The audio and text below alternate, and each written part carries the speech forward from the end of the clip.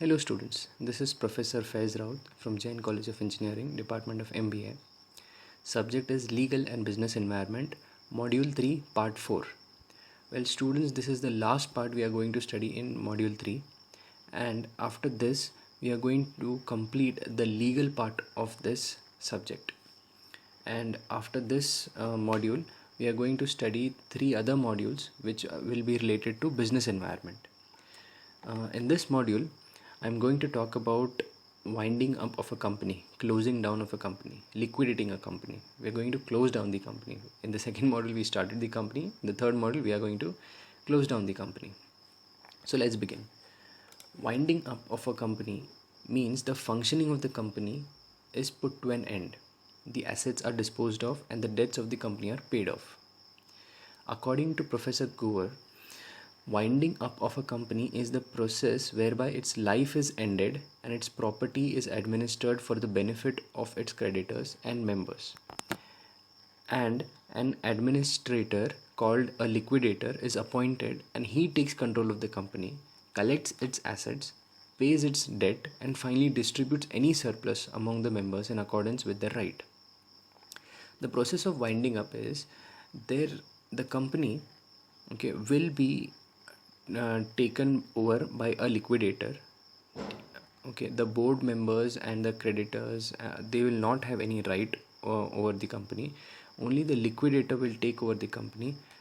The liquidator will pay off all the debts and sell off all the assets of the company. And finally, if something additional is remaining, any surplus is remaining, then that surplus will be distributed to the members of the company, the shareholders of the company. You must have studied in financial management about when the winding up of a company happens, who are the first priority, who has the first priority to get any surplus, to get any money from the company if the winding up is happening. And the final person to get will be the equity shareholders. He has the least obligation. The company has the least obligation for the equity shareholders. You must be knowing that. Okay, moving forward, there are different modes of winding up. There are basically 3 modes. First is compulsory winding up by the tribunal. Second is voluntary winding up without the intervention of tribunal. And third is voluntary winding up with the intervention of tribunal, that is under the supervision of tribunal. Practically, nowadays, according to Companies Act 2013, only first and the second mode are valid. Third mode, which is voluntary winding up with the intervention of tribunal, is being removed after 2002. So according to Companies Act 2013, only first and the second modes are available, option available for the company. So I'm going to discuss only about these 2. So to begin with the first one, compulsory winding up by the tribunal. This states that the first one, special resolution by the company. Suppose the company has passed a special resolution stating that company is going to wind up. The shareholders have met and they have passed a resolution stating that the company will get wind up. Even after this, the board of directors are running the company. In this case, court can intervene into the matter and court can give a direction to close down the company, to wind up the company. Second is default in holding statutory meeting. Students, by my previous lecture, I have mentioned something about statutory meeting. If you remember, statutory meeting is the first meeting which is being held by a public limited company, and it is compulsory to hold this within a particular time. Within 1 to 6 months of the commencement of the business, a public company, should hold a statutory meeting. If it doesn't hold, then the court can give the direction to close down the company. Third is failure to commence the business. Now, when a public limited company gets a certificate of commencement of the business, then very next day it can start the business. For a private limited company, when it gets a certificate of incorporation of the business, the very next day it can start the business. Suppose these companies fail to start the business, fail to commence the business from 1 year when they get the certificate. Suppose they get the certificate today, Okay, 4th April to 2020.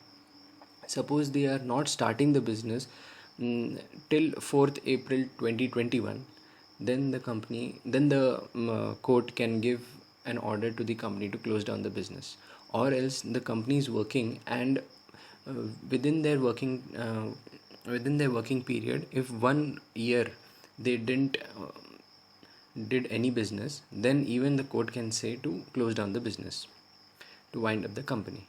Okay. Fourth is reduction of members below statutory minimum. Now, if you remember, at least 2 people are needed to start a private company, 7 people are needed to start a public company. While the company is running its business, the members of a public limited company are dropping below 7, or private limited company member is dropping below 2. Then in that case, company will get a 6 months time to meet the minimum criteria.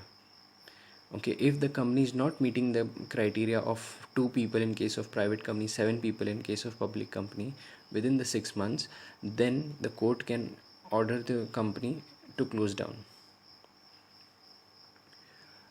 Fifth is inability to pay its debts. Okay, this is when company is not able to pay the debts. The creditors are many and the company doesn't have any cash to pay to the creditors. In this case, court can order the company to wind up. Why? Because after the analysis of the company's financial, it has been found that the company's assets are so much that they can easily fulfill the liabilities of the company, but the company doesn't have any cash. So court will tell to wind up the company, and the liquidator who will be appointed, he will sell off all the assets of the company and recover and pay off all the liabilities, pay off all the debts. So in this case, when the liabilities are less than the assets but the company doesn't have any cash, so in this case, the fifth point, according to the tribunal, the company will be ordered to wind up. Next is just and equitable. If court feels that the winding up of the company is in the interest of the public, or interest of the employees, or interest of the economy as a whole, if it is just and equitable, it is good, that it is better, that the company should close down, then in that case tribunal gives an order to the company to close down. Okay. Next is failure to file balance sheet and profit and loss account. If the company doesn't file balance sheet or profit and loss account as per the Companies Act 2013, then court can give an order to wind up the company. Or company is acting against the interest of sovereignty and integrity of India. If the company is doing something which is not good for the sovereignty or integrity, if it is doing some business which is against the Indian constitution or against the interest of the public, then court can give an order to wind up the company. And lastly, winding up of sick industrial company. Sick industrial company means a company where the business is not doing properly, the members are not happy, the creditors, the suppliers, there is all mess in this company, there is a huge debt, they are not able to repay the debt. So this company has been become sick. The company has potential, but the company's working is not, the management is not good, and many mess is created in this company. So in that case, company will be wind up after the directions of the court. Okay, now these are the different kinds in which court will give an order to wind up the company, but there should be someone who should go to the court in order that the case will be there will be proceedings of a case, and after that the judge will give a judgment to wind up the company. So how a petition will be filed, how a case will be filed, and who can file the case? First is, a petition can be filed by the company itself. Here I mean company as in the shareholders has passed a special resolution stating that the company will wind up, but still the board of directors are running the company. In this case, the company can file a petition in the court to wind up. Second is petition by any creditor or creditors. Suppose company is not paying the debts and creditors are facing losses because of that, then creditors can file a petition for the winding up of the company. Third one is petition by any contributory or contributories. Contributories are the people who have contributed to the assets of the company. Okay, in general case they are called as the shareholders. They have contributed, fully paid shareholders, because they have contributed to the assets. Okay. So they can file a case, they can file a petition in the court to wind up a company. Fourth is petition by the registrar. If registrar of the companies get a complaint against the company that the company is running below statutory minimum, or company is doing something which is against the Companies Act 2013, then the registrar of companies can file a petition to wind up the company. And finally, petition by central government. Central government feels that the company is doing something against the country or against the economy or against the public interest, then even central government can find a petition for winding up. So these are the types of petition, these are the types of people who can file a petition for winding up of the company in the court. This is the first part of winding up. Second part is called as voluntary winding up. In the first part, the winding up was ordered by the court. In the second part, there is no involvement of court, but the members of the company voluntarily deciding to wind up the company, to close down the company. This can be done by an ordinary resolution or by special resolution. So if this is happening, then the advertisement of resolution should be given.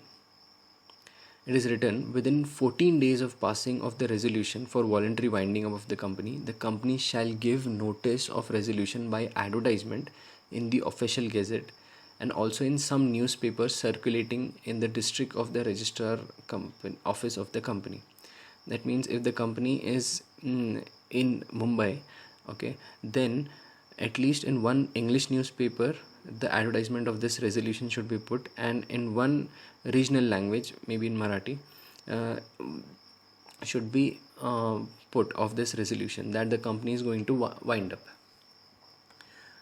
Now there are two kinds of voluntary winding up.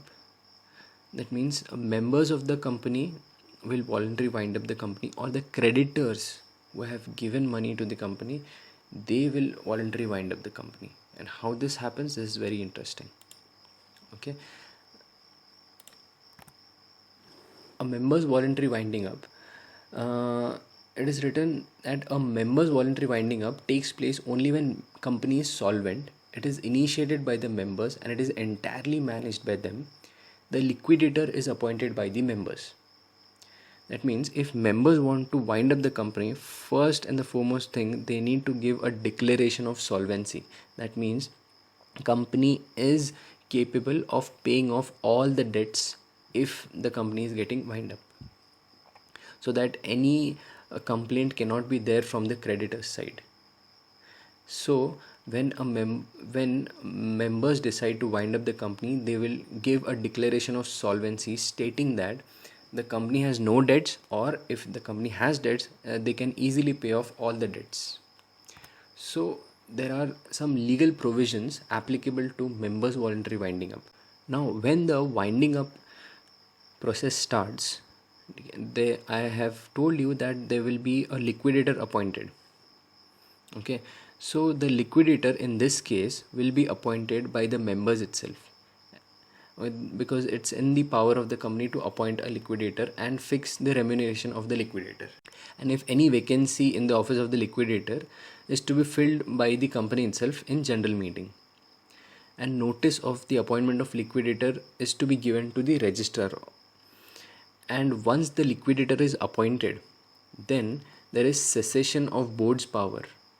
That means the board of directors will no longer have any power of the decision making process once the liquidator is appointed, and liquidator will take care of all the assets and liabilities of the company. And if liquidator feels that the assets are less and liabilities are more, and the company may not be able to fulfill all the liabilities, then this is the case of insolvency, then in this case the liquidator will call a meeting of the creditors of the company. Suppose the process of liquidation, the process of winding up is taking more than a year, then in that case the general meeting will be called by the liquidator itself. And finally, when the process of winding up is about to get completed, there will be a final meeting conducted by the liquidator. He will prepare an account of the liquidation of the assets and the paying off of the liabilities, and after this, the final meeting, the dissolution of the company will take place. So this is about winding up of the company, voluntary winding up of the company by the members. Now second one is creditors voluntary winding up. Now when the members of the company cannot give a declaration of the solvency, okay, and it has been seen that the company is planning to wind up, then in this case creditors will come and wind up the company. It is written here, a winding up in this case of which declaration of solvency has not been made and delivered to the register of the companies, it is known as creditors voluntary winding up. In this, there will be a meeting of creditors. In the first case, there was no meeting of creditors unless the liquidator wanted it. The members manage the whole and soul of the winding up of the company after appointing the liquidator. In this case, creditors will meet and they will take care of the winding up. So first these are kind of the steps in which the voluntary winding up of the company by the creditors will take place. So first, the meeting of creditors will happen. Second, the notice of resolution by the creditors meeting will be given to the registrar. Then the creditors will appoint a liquidator who will take care of the assets and paying of the liabilities. Then appointment of committee of inspection. The creditors will appoint a inspection committee if they want to. So this inspection committee will look about the financials of the company, the assets and liabilities of the company, and the remuneration of liquidators, the E point. The remuneration of liquidators will be fixed by this committee itself if it is appointed, or if this committee is not appointed, then the remuneration of liquidator will be fixed by the creditors. Then F point, cessation of board's power. Again, the board of directors will have no power. Their power will be seized once the liquidator is appointed and his remuneration is fixed. Then to fill the vacancy in office of liquidator, if there is any vacancy in the office of liquidator, then that can be filled again by a general meeting, which will be conducted by the liquidator itself. Next, meeting of company and creditors will be there. Again, if the winding up process is taking more than a year, then there will be meeting of company shareholders and the creditors. A kind of a general meeting will be there. Finally, when the liquidator will make up all the accounts of winding up, the distribution of the property of the company, then the liquidator will call for a meeting and a meeting of the creditors for the purpose of laying the account before the meetings and giving any explanation. All these things will be done, and finally the company will be wound up. So this process of winding up is completed here. Okay, third one, as I've told you, I'll not be discussing because it is not there. Practically it is not happening according to Companies Act 2013. So I have skipped the third one. Now here we are completing the first part of the subject, which is legal environment. So this we have done as of till now. Legal environment, unit 1 we have done about Indian Contract Act. Unit 2 we have started with Companies Act, and in Companies Act 2013 we have done corporate incorporation and management. And in the third unit we have done oppression, mismanagement and investigation, and finally corporate liquidation. So this completes our legal environment part of this subject, and in the next part this is about business environment. With the beginning of unit 4 we are going to study about Indian business environment, economic concepts, Unit 5, we are going to study about industrial policies and structure of Indian industry. Unit 6, we are going to study economic policies, monetary policy, and trade policy. Thank you for listening.